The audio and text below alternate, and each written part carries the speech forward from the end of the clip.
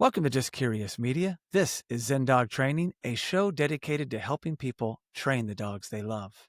I'm Jason Connell. And I'm Gordon Fontaine. Gordon, I'm excited to be back with you, my friend. I know we have a great episode in store, and I'm going to let you tell us what we're talking about. Yeah, today the title is Why Not Leash Jerk or Use a Slip Lead? Ooh, I'm going to need some clarifications here, I think. I thought so.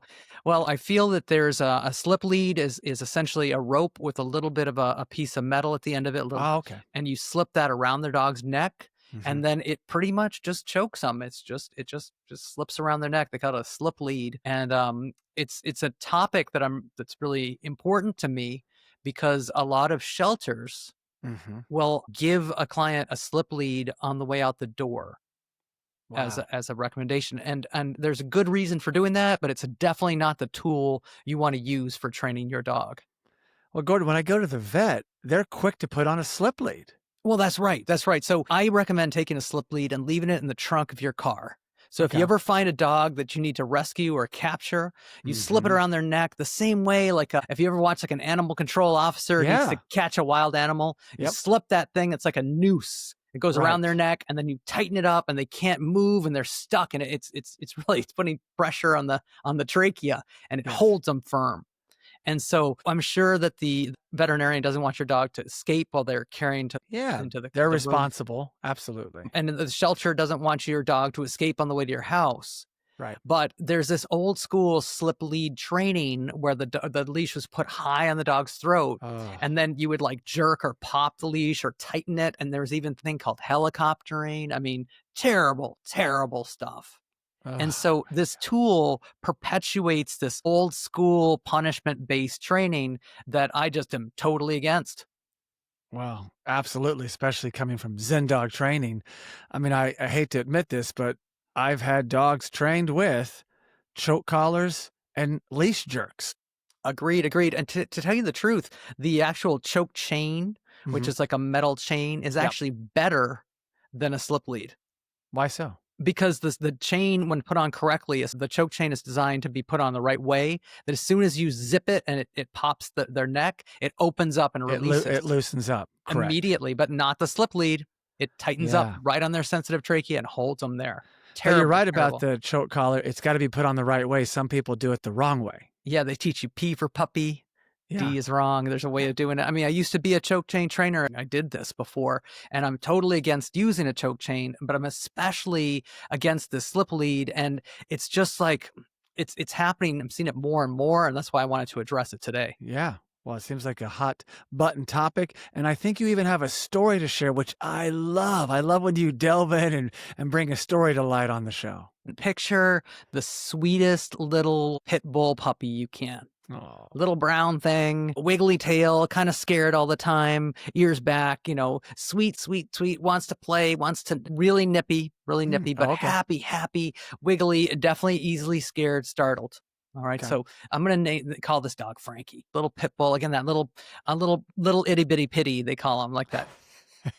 Cute as a button, like handsome little guy. And so I went to a session at this client's house, and there was no slip lead in sight. I showed him my stuff. We spent 2 hours going over how do you teach behaviors, how do you stop unwanted behaviors. Okay, fine. It was kind of nippy dogs. I recommended a lot of stuff that we've covered with play biting and all that stuff.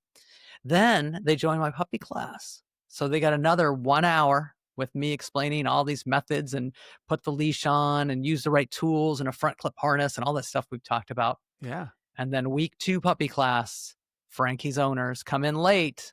They're supposed to be there 15 minutes early. They came like 10 minutes late with the slip lead on. Wow. And I was like, old habits. What? No, not even old habits.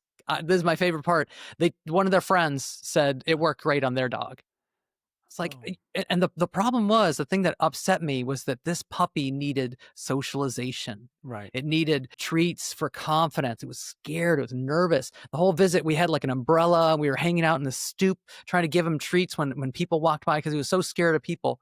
The last thing this dog needs is a punishment-based training. Right. Especially from an inexperienced handler. Oh.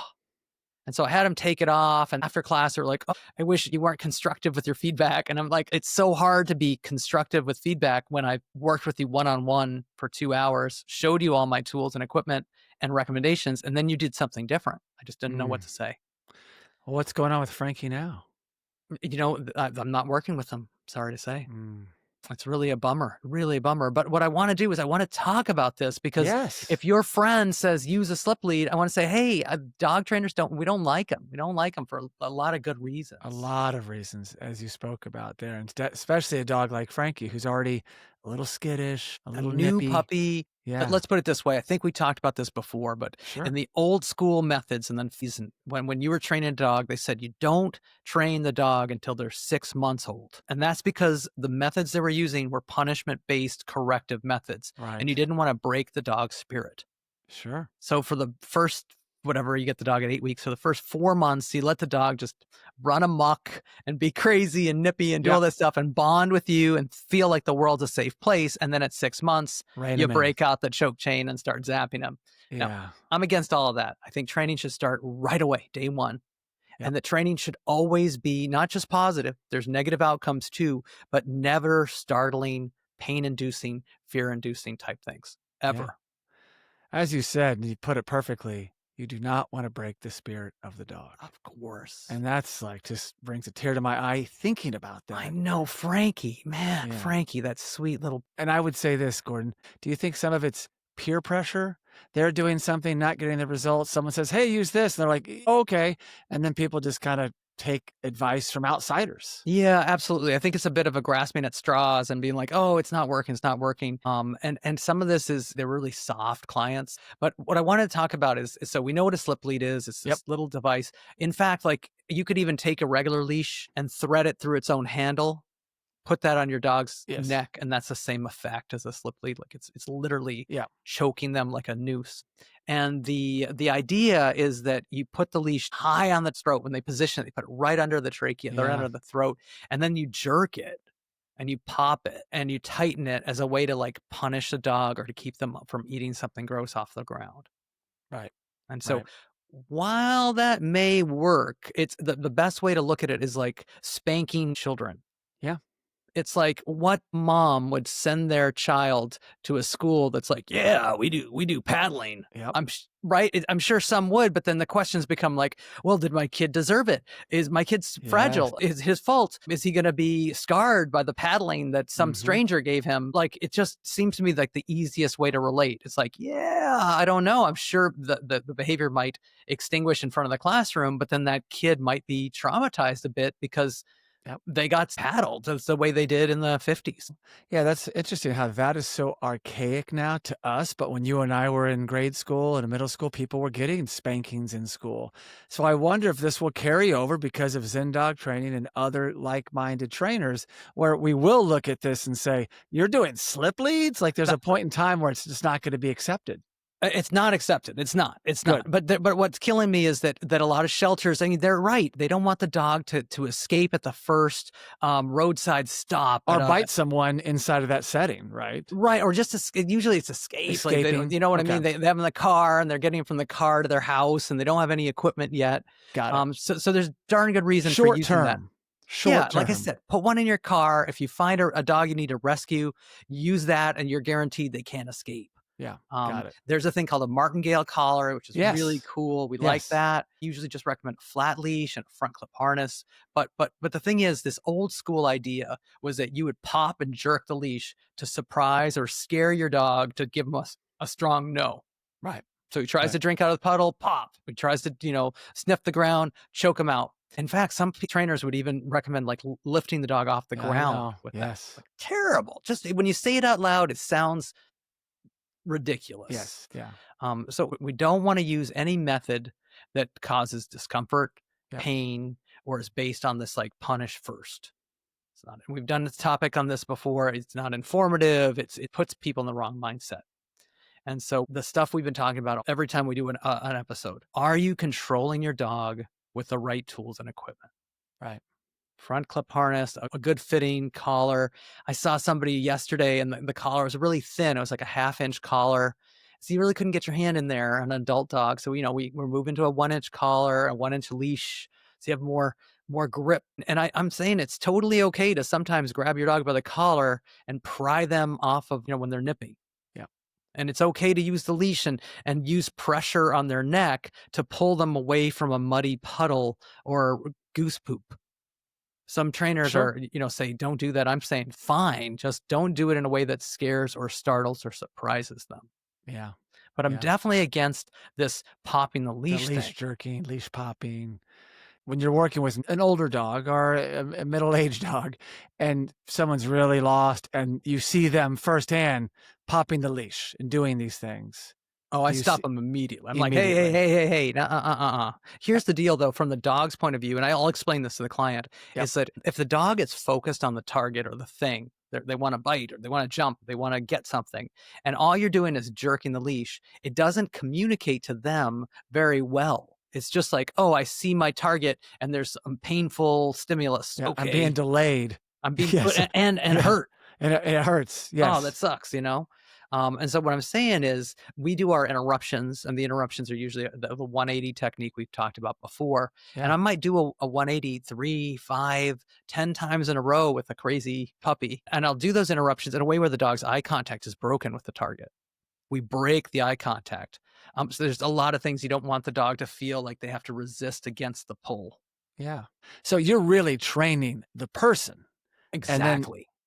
then they will then translate that and work with their dog and give them these tools. Exactly. And I look at the example of Frankie, and I'm mad at myself for not Mm. having, kept it together enough to not been, in group. Get that off of him. Hey, what are you doing? I didn't think I was being too, tough with them. But the point is that I have to advocate for this dog.